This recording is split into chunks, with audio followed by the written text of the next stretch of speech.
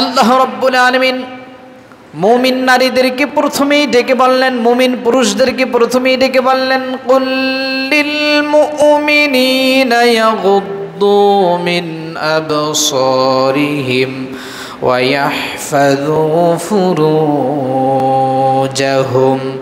যালিকা আযকা লাহুম ইন্নাল্লাহা খাবীরুম বিমা ইয়াসনাউন। আল্লাহু আকবার।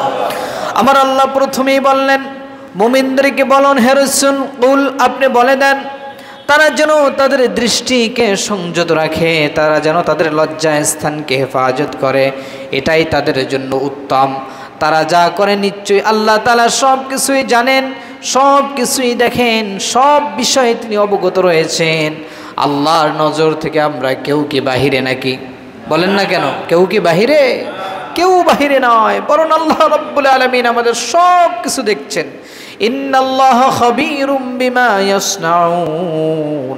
আমার আল্লাহ সব বিষয়ে খবর রাখেন, সব বিষয়ে তিনি তার কুদরতি দৃষ্টি রাখেন। এই তাকওয়া, এই বিশ্বাস, এই তাআত, এই বিশ্বাস, এই আকীদা আল্লাহর প্রতি আমাদের আছে না? মজবুত রাখতে হবে। মনে রাখবেন, এইটা যত বেশি আপনি মজবুত রাখতে পারবেন আপনার ঈমান তত বেশি শক্ত হবে। আপনি এটাকে যদি মজবুত না রাখতে পারেন আপনার ঈমান মজবুত হবে না, ঈমান মজবুত হবে না। এই জন্য এই আকীদার প্রতি বিশ্বাস রাখা, যে আমি যা করি আমার আল্লাহ